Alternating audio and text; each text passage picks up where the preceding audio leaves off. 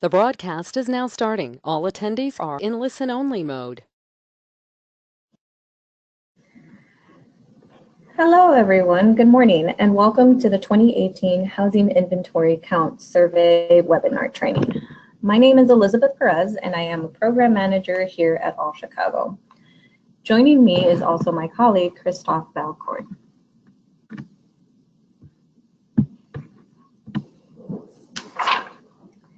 Before we begin, let's review housekeeping rules.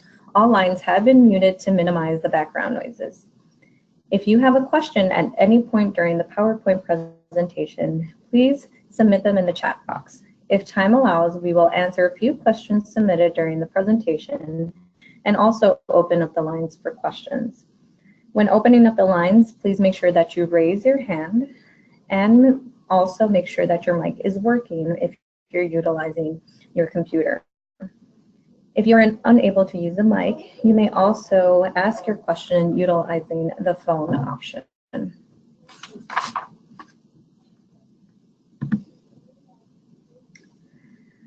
Let's begin. During today's webinar, we will be reviewing the housing inventory count, process, and purpose. By the end of this webinar, you will be able to complete a HIC survey for each project at your agency. I will also be reviewing upcoming trainings for the point-in-time shelter count. And this information is for those agencies that have an emergency shelter, transitional housing, interim housing, safe haven, or permanent housing with short-term supports program.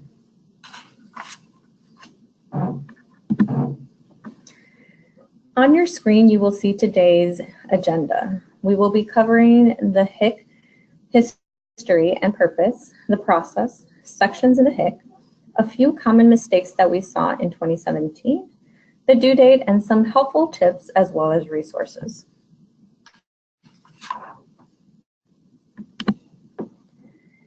So before diving in, let's review a few common terms and acronyms that we will be utilizing in today's presentation. The housing inventory count is also referred to as the HIC, and we will be covering what the HIC means in a few slides. The point-in-time count is also referred to as the PIT. The PIT is the number of individuals in your project on the night of January 25th. The U.S. Department of Housing Urban Development is the largest funder for the homeless sector in Chicago. We often refer to this department as HUD. The Homeless State Exchange System is shortened to HDX. This is HUD's online software in which we submit our final submission of the HIC and PIT.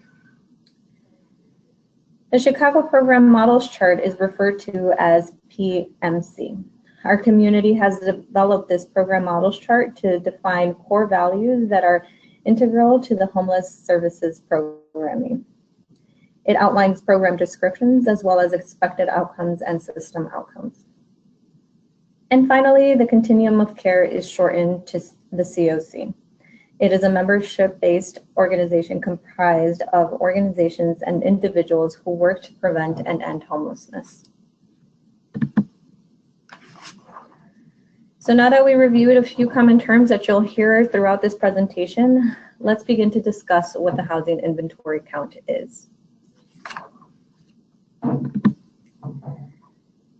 So the HIC is an annual count of all the beds and units available in the Chicago COC dedicated to those experiencing homelessness. HUD requires us to conduct this count on an annual basis and in conjunction with the point-in-time count. Both the HIC and PIT occur within the last 10 days in January, and this happens nationwide across all COCs. Besides it being a HUD requirement, the HIC also incorporates into other reports. One of the reports is the annual homeless assessment report. This is a HUD report given to Congress, which provides nationwide estimates of the number of homelessness, including information about demographic characteristics of homeless persons, service use patterns, and the capacity to house homeless individuals and families. Locally, we have now rolled out the coordinated entry system for Chicago. For those of you who have seen the Chicago Dashboard to End Homelessness, you may have also seen the number of openings for these programs in our community. The bed and unit inventory reports in the HIC is utilized to inform this number. For those of you that receive HUD-COC funding, you are also familiar with the COC application. Each year, HUD releases the Notice of Funding Availability competition. This establishes the funding criteria for all the COC programs. Each COC nationwide is required to complete the COC application that speaks toward how our local COC is progressing to end homelessness. Finally, the data reported in the HIC is also utilized to inform local funding decisions.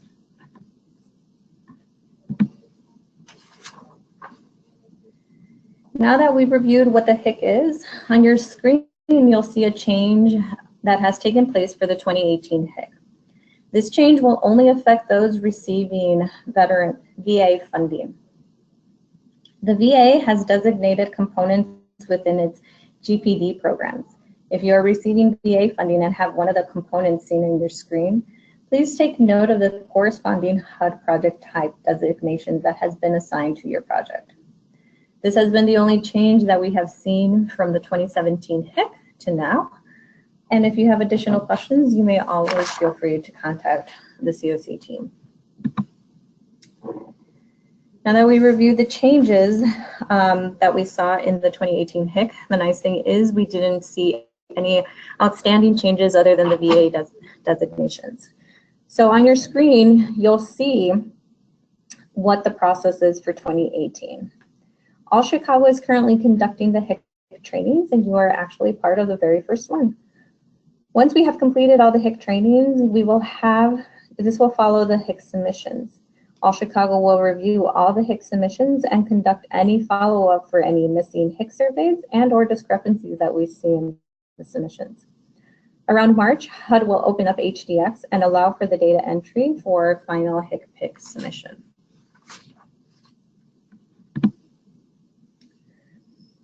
The beds and units included in the HIC are considered to be part of the COC homeless assistance systems regardless of the funding source. For the purpose of the HIC, a project with dedicated beds and units is one where the primary intent of the project is to serve homeless persons. 2, the project verifies homeless status as part of its eligibility determination. And 3, the actual project clients are predominantly homeless. For permanent housing project, that means that they were homeless at the time of entry. Beds in institutional settings such as detox facilities, emergency rooms, jails, and treatment centers are not included as part of the HIC. For the purpose of the HIC, HUD requires each COC to classify each project under 4 HUD project types. This should not be confused as to what we classify locally that is based off the Chicago Program Models chart. The HUD project types are shown on your screen and are an emergency shelter, transitional housing, safe haven, and permanent housing. Permanent housing is further divided into permanent supportive housing, rapid rehousing, or other permanent housing. To be considered another permanent housing project, the provider must provide long-term housing that is not otherwise considered permanent supportive housing or rapid rehousing. We categorize the other permanent housing as either permanent housing, housing with services, which means you're providing long-term housing and supportive services for homeless individuals, but do not limit eligibility to persons with a disability, or permanent housing only, where only long-term housing for homeless persons is provided.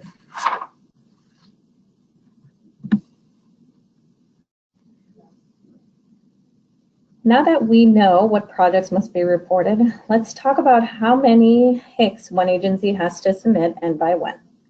A separate HIC must be completed for each project that an agency has that meets the criteria that we have just discussed. Since the HIC has questions related to the number of individuals in the project on the night of January 25th, the link to the HIC has not been released. The HIC survey link will be released on January 25th via email. If you have not received an email from myself or anyone here at All Chicago, please feel free to reach out to our team so that we may add you to the listserv. Once we have released the HIC survey link, each HIC survey must be submitted no later than 5 p.m. on Monday, January 29th via Survey Gizmo. During today's presentation, you will have access to the entire HIC PDF survey. Please note that this PDF contains all the possible questions seen in the HIC survey. However, once you access the survey online, all those questions may not be viewed since they appeared based on your response. You should be able to access this PDF via the window in the GoToWebinar, and you'll also have a handout for today's presentation.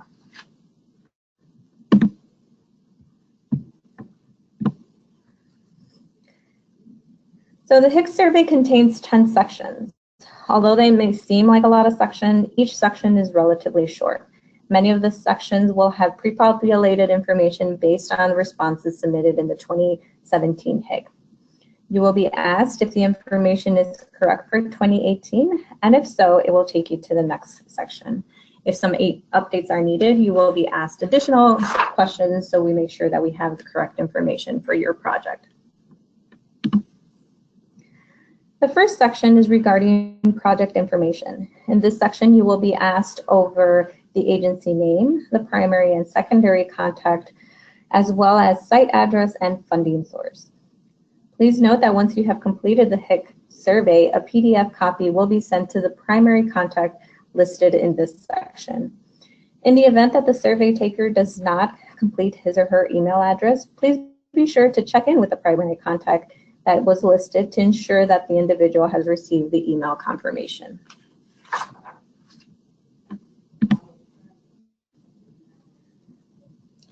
Each project will have to select whether the project is site-based project, a site-based clustered/multiple site, tenant-based scattered site, or a domestic violence location. Please be sure to enter a complete address for all options except the domestic violence projects. For those projects that have a scattered site, please indicate the address where the majority of beds and units are located. If there is no site that has a majority of beds and units, please enter the agency's administrative office as a complete address. Please be sure to include your zip code so that we have that information on record. As mentioned earlier, all projects, regardless of the funding source, must be reported. On the screen, you will see a few examples of the possible funding sources available that we see fund our homeless sector. Please select the appropriate funding source for the project. If you are unsure, please be sure to check in with your fiscal department to ensure you are selecting the correct funding source. As mentioned earlier, the HIC survey will show pre-populated information from 2017. On your screen, you will see the question as it is seen in the HIC survey. The survey will ask you for a username and password in order for you to move forward in the survey. You will utilize the project name as it was reported in the 2017 HIC submission chart and the HMIS ID associated with the project. If you are unsure of the exact name or the HMIS ID number, you may click on the hyperlinks as those will show the entire HIC submission. So in the HIC survey, you'll see these underlined and in blue will be hyperlinks to that chart. On your screen, you'll see a sample how the 2017 HIC submission chart will look like. And I have also included a link in the event that you are unable to access it or wish to access it as of now. The project name has been highlighted in blue and the HMIS ID numbers are in orange. The list is in alphabetical order and is based on the agency name. Since the login section is case sensitive, please be sure to type in the project name exactly as you may see it on the HIC submission chart. A handy trick that I have used is to copy the project name from the 2017 HIC submission chart and paste it into the username of the HIC survey and just type the HMIS ID number.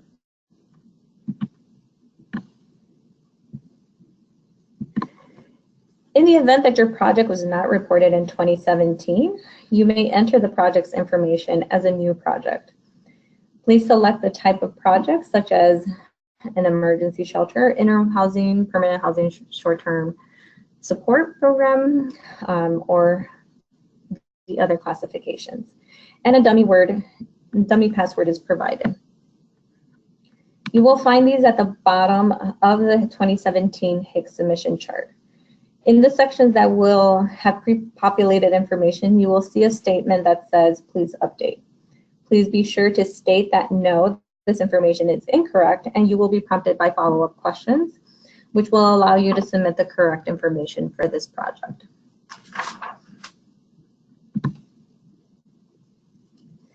The second section is regarding the project type. Here you will find the Chicago program model type, HUD type, and bed type as it was reported in 2017. Please note that bed type is only for those programs that are considered an emergency shelter project, and everyone else will have NA for that. You will be asked if the information is correct, and if the information is outdated, additional questions will show that will allow you an opportunity to update those records. On your screen, you will see a sample of how this information will be seen. Please note this section is only for your reference and should not be utilized to provide an update for your project. Please be sure to answer the questions underneath this kind of header. So we may make sure that we update that information on our end.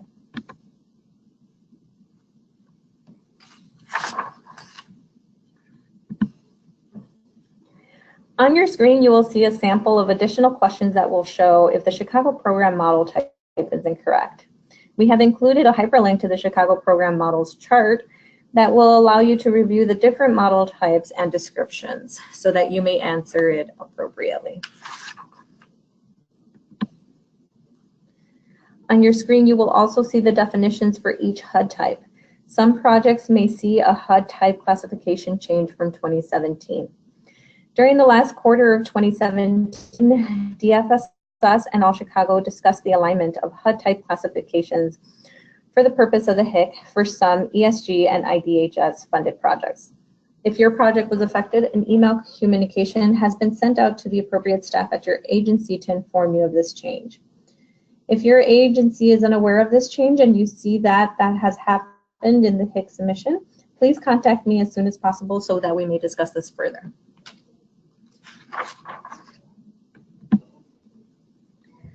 Section 3 is regarding the target population. A few notes about the target population. Please keep in mind that a target population is not mandatory.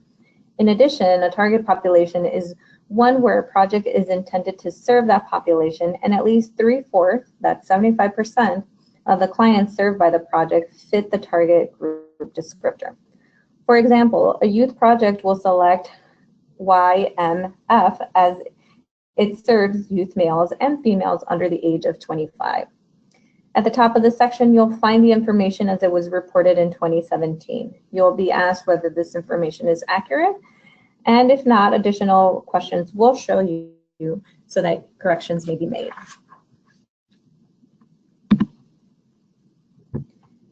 Section 4 is related to the HIC beds. When reporting on the HIC beds, please note that these may be different from the grant funded number that you state in your grant applications. We understand that some projects operate with a higher number of beds than originally funded, and that's okay. What we wish to capture for the purpose of the HIC is the actual number of beds available at the project.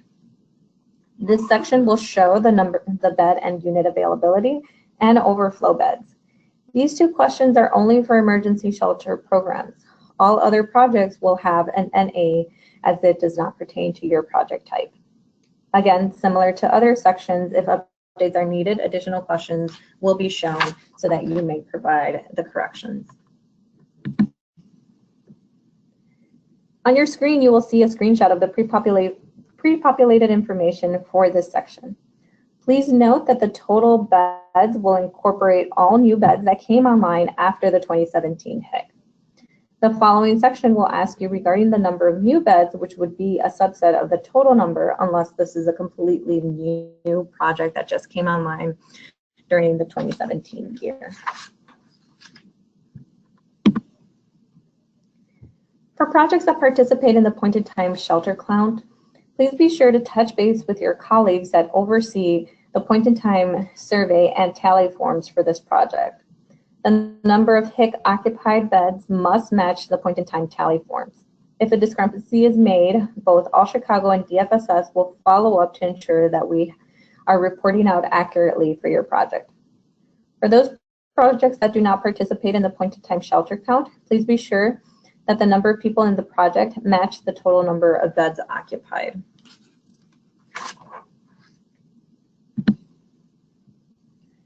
Section 5 is for the new and under development beds in this project. The project may have increased in capacity since the administration of the housing inventory count in January of 2017. If so, please report out on the subset of the total number reported in the previous section. If this is a new project that was not reported in the 2017 HIC, the number of new beds would be the total number reported in the previous section. Under development beds are for those projects that have secured an additional funding source and will be bringing on new beds online between February 1st of this year to January 31st of 2019. These beds are fully funded, but were just not online in time for the 2018 HIC.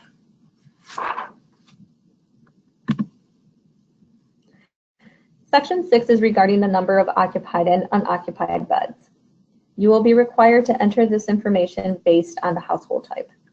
So for example, if the project only serves single individuals and has a total of 10 beds, but on the night of January 25th, only 6 were occupied, you would be entering 6 in the first column right here, followed by the 4 in the second column, and 0 for all the remaining sections.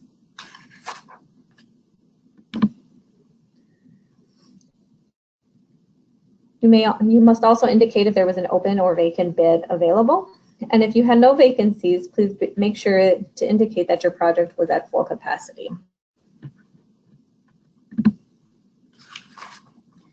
If your project was not at full capacity, you will see additional questions.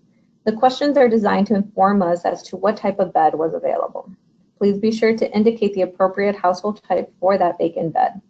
If you are unsure which to select because the project serves any individual regardless of household type, and the project has no target population, please be sure to select D, a combination of all the types listed.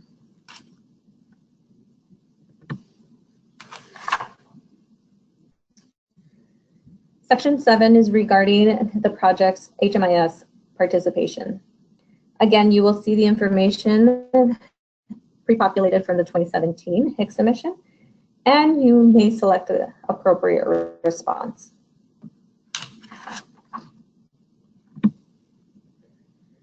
Section 8 is regarding specialized beds, which we also refer to as dedicated beds. Only 3 dedicated beds are captured for the purpose of the HIC, and they are chronic homeless beds, which is only reported by permanent supportive housing programs, veteran beds, and youth beds. Please note that the total number of dedicated beds cannot exceed the total number of beds reported in the previous section. Also, please keep in mind that this is a higher standard than simply prioritizing a person. For example, projects that have chronic homeless dedicated beds may have seen a stipulation in their grants that requires them to serve the specific population.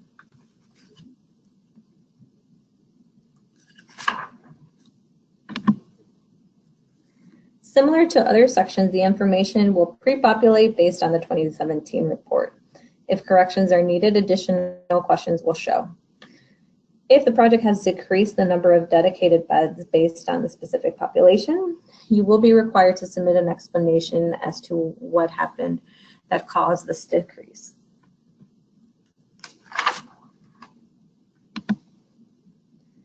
Section 9 is related to the units. Please note that all projects must have a unit number. I will review in a little bit what the difference is between a bed and a unit that will help you answer this question.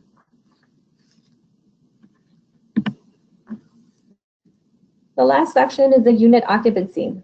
Similar to the bed occupancy, you will be asked the number of occupied units and vacant units based on the household types. Please be sure that these numbers add up to your total number of units. Again, similar to the bed occupancy section, you'll be asked if your project was at full capacity. If you were not at full capacity, additional questions will show that will allow us to understand what type of household the vacant unit could have served. As mentioned a few slides ago, we have heard many projects state they only report in beds and therefore have no units. Therefore, we felt that it would be best to clarify what is meant and what is considered a bed and what is considered a unit. When we talk about a bed, we mean the furniture that is used for sleep. This could be a cot or, a bed. The unit is anything we consider to be a separate living quarter, and this is where I feel some people find it tricky.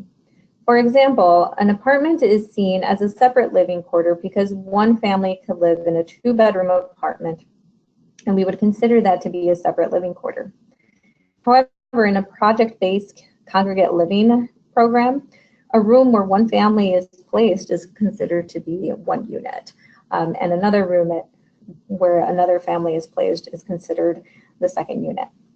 If you have any questions or unsure on how to report out on a unit, you may always contact us. We do encourage you to view the 2017 HIC just to see what was reported out in last year and to see if that aligns with what you are thinking as far as units for your project. And those are the 10 sections. Before seeing the confirmation page, you will be able to view all your responses that you've made. A PDF of the HIC submission will be sent to the primary contact's email. Please be sure that you receive that email before closing out of the survey. We understand that there are times one cannot complete the entire HIC in one sitting. Therefore, the HIC survey has the option to save and return later. At the top of each page, a thin gray bar will be seen with the letters save and continue later. Please be sure to enter the email address you wish would receive the link. I recommend that you ensure that the link is received before you close out of the survey. All Chicago is unable to resend links, so please be sure that the email address is correct and has been received. What I usually do, I tend to wait to see if the email was received with the link. And sometimes it tends to go into my junk folder. So please be sure to check both your junk folder and your inbox before closing out of the survey.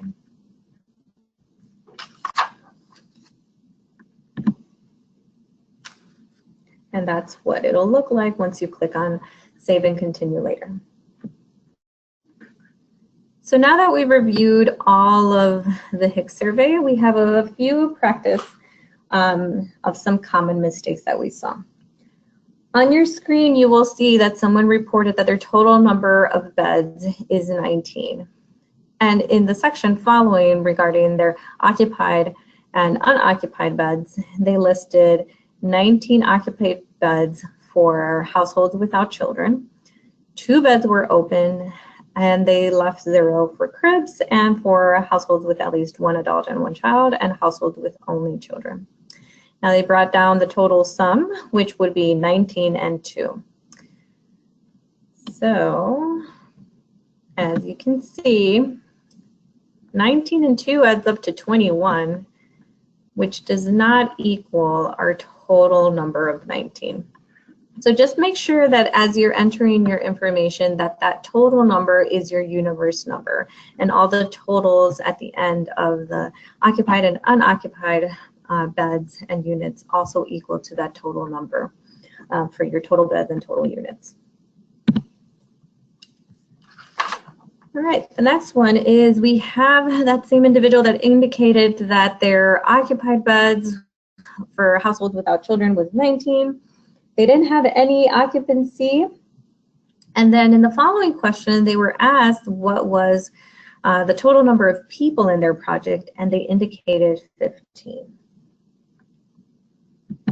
So as you can see, they answered their total bed numbers accurately, so they can let me know that they were at full capacity with 19 beds. But something happened that in their point in time and tally forms that they indicated only 15 people were in their program. So obviously if they have 15 people, they didn't have 19 beds occupied, because that means we're missing 4 individuals.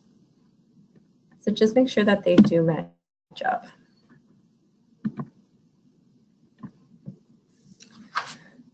All right.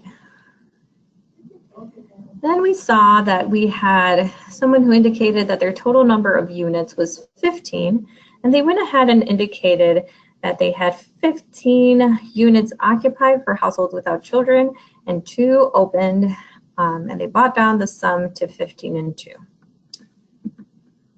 So obviously 1 is that equals to 17, and they indicated their total number of units was 15, so they're accounting for 2 more units. But also they left this blank. So if you do leave one of these sections blank, you will get an error message that will not allow you to proceed to the next section. So just make sure that you indicate a 0 in these, so that way you are allowed to move forward into the survey.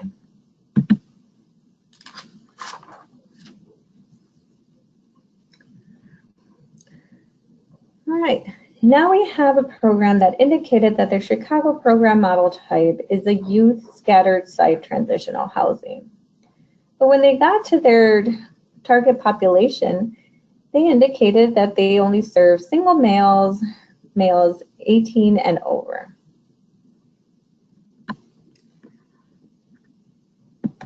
So just make sure to indicate that your target population matches your program model description. So we know that sometimes youth programs serve 18 to 25-year-olds, but in that case, since for the purpose of the HIC, a youth is categorized as someone under the age of 25, make sure that you select the target population as youth males and females. When you get to your section about the dedicated beds, you will have an option to select the age range where you'll be able to select 18 to 25.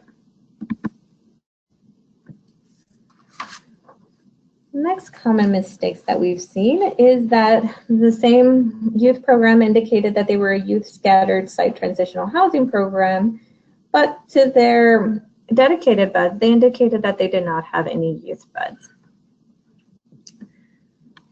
So just make sure that your dedicated beds match your program model description. And in addition, with your funding source, we have seen that some programs that receive VA funding indicate they serve no veterans. So that will prompt us to follow up with that program just to make sure that either the funding source is correct or that the dedicated beds are also correct. One thing that we have seen is that sometimes individuals are unable to move forward and are not really figuring out what's causing that, whether it's a glitch in Survey Gizmo or if it's something else. So just make sure that you're answering all the questions. Sometimes what we have seen is that if you have this kind of small window pop up at the top that there was an error on your page, it means that you accidentally skipped a question. And you'll see kind of a small red bar that will indicate that the question is required. So just make sure that you answer all those questions in order to move forward.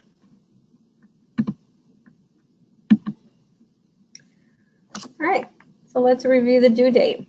So as a reminder, please submit a separate HIC survey for each applicable project at your agency. I know this may vary from agency to agency, as some may only have one program that is applicable, whereas others may have up to 12. So just make sure that you're indicating each program separately and are not combining programs. You must submit the HIC survey via Survey Gizmo. If you're having difficulty submitting or do not have internet access, please contact me immediately so we may troubleshoot that issue. Again, there are questions related to the point in time count, so just make sure that you're answering those questions appropriately and you're checking in with the staff that is administering the point in time at your program. And finally, each survey is due no later than 5 p.m. on Monday, January 29th. We understand that this is a quick turnaround time. However, since a lot of the information is pre-populated, if nothing has changed from last year, the HIC survey should go relatively quick. Here's a few helpful tips that we have found throughout the years.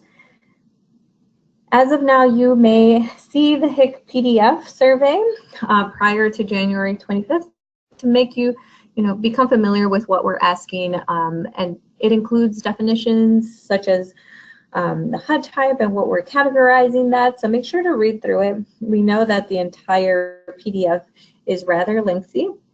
But again, just remember that not all those questions will be shown to you when you're submitting your HIC survey. Have all your information readily available. So we know that some large agencies have to check in with their physical department, maybe some of their direct service staff. So just make sure that you're checking in with your colleagues prior to submitting. But if you don't, if you have to check in with someone else who may not be at the office that day, just make sure that you utilize the save and return option. Again, make sure that you are answering the point-in-time questions accurately and that you're checking in with your staff. So that way the information that is submitted in the DFSS tally forms is the same as what you're submitting in your HIC survey. And finally, contact us if you have any questions about the HIC.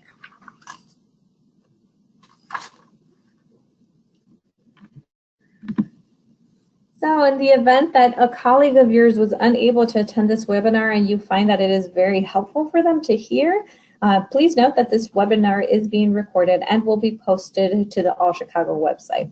On your screen, you will see the link, and we are in the midst of reorganizing the website. So I believe the HIC information will be either at the top or at the very bottom of the screen. So just make sure that if you don't see it readily at the top, that you scroll down to the section of the housing inventory and point-in-time count.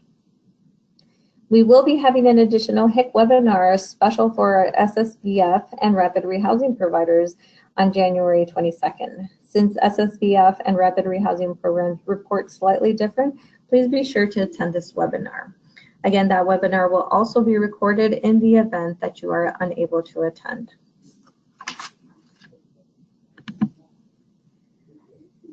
For those participating in the point-in-time sheltered count, you also know that we are in the midst of moving toward utilizing HMIS shelter point. And HMIS will be hosting trainings in relations to how you can utilize their system. Again, this is only for programs that participate in the point-in-time sheltered count and would be emergency shelters, interim housing, transitional housing, permanent housing with short-term support, and safe havens. The registration link is seen on your screen, and you're able to click on that either through the PowerPoint handout slides that were provided, or you can just copy and paste. The HMIS team will also be hosting an in-person training on January 19th and the 22nd. So you can also feel free to contact us for additional information on location and time. We will be sending out a follow-up email regarding that, so please be on the lookout. And if you have not received any emails from us regarding the HIC and PIT, please make sure to reach out to us so that way we may add you to the listserv. In addition, for those programs that are participating in the point-in-time sheltered count, DFSS will be hosting their in-person trainings starting tomorrow, January 17th. You must have registered with DFSS in order to attend, and an email communication has been sent out. A reminder was sent out last week, kind of as a follow-up to the first email sent out the previous week. If you did not receive the email communication and you have an emergency shelter, transitional housing, interim housing, permanent housing with short-term support, or a safe haven project, please contact us so we may forward your information on to DFSS.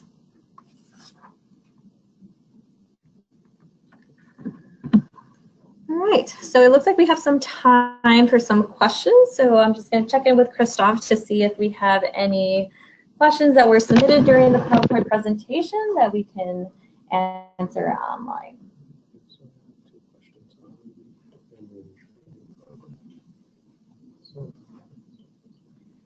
So we have a question regarding the new FIT programs and if they need to be reported.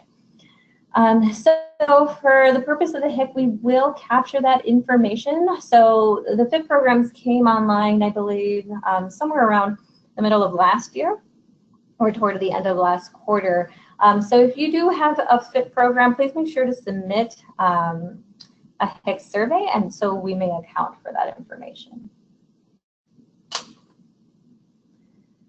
So in regards to those same FIT programs, and that acronym is for Families in Transition, we have some families that entered the program in October 27, but still have not been housed.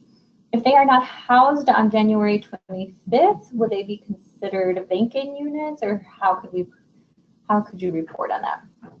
That's a great question, Joy.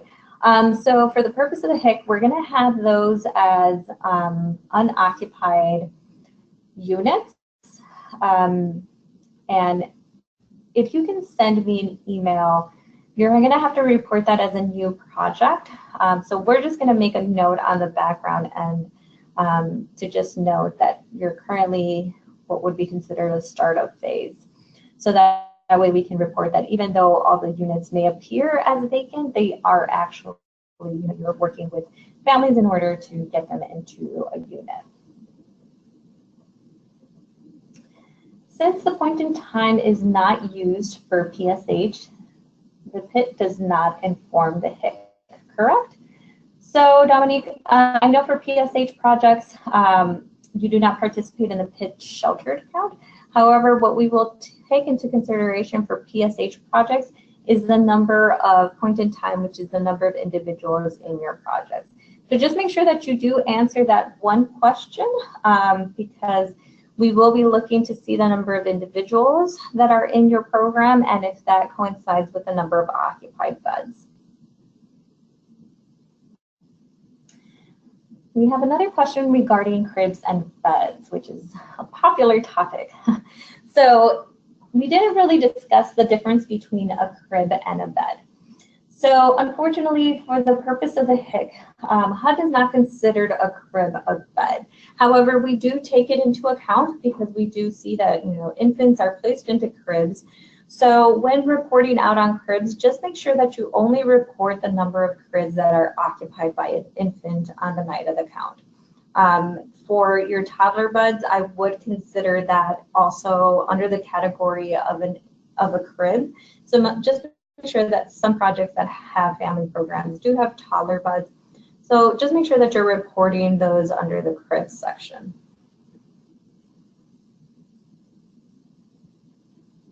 We have a question by Kathy.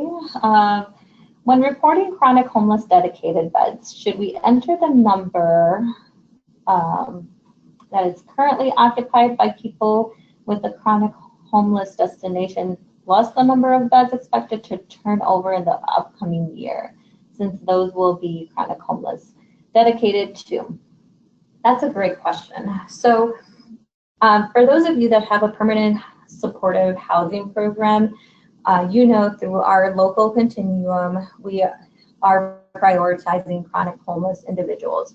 So a lot of times what we see is that you're serving these individuals that are experiencing chronic homeless.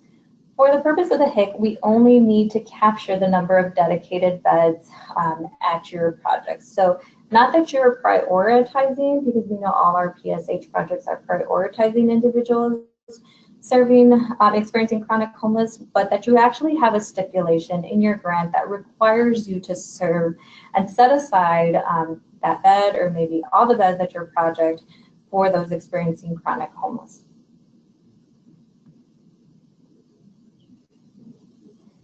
Great. I think that's all the questions we've had. So if there's any more questions, you can always feel free to submit it in the chat box, or you can always email us.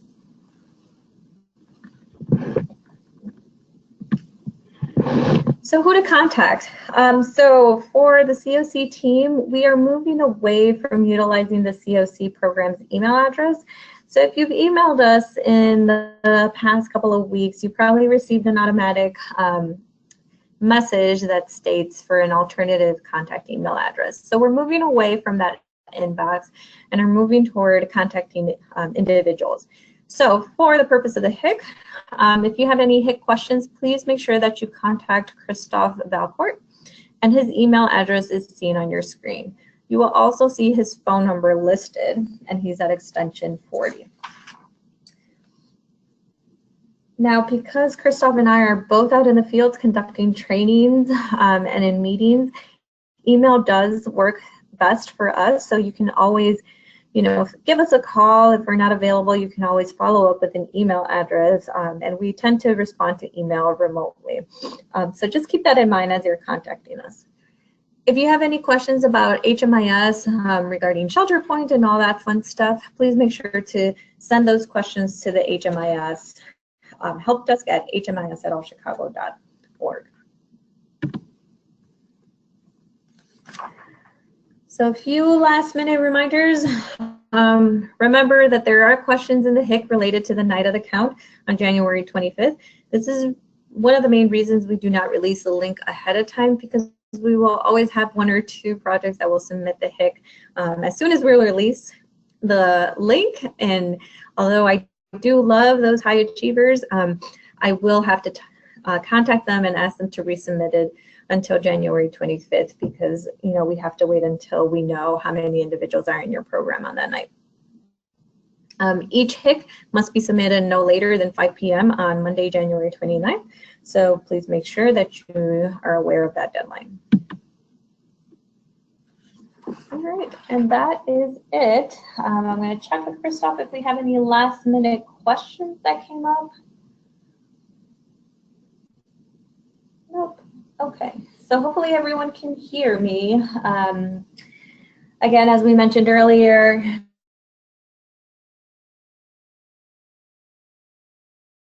and we will re-record it and send out the link to everyone. So everyone have a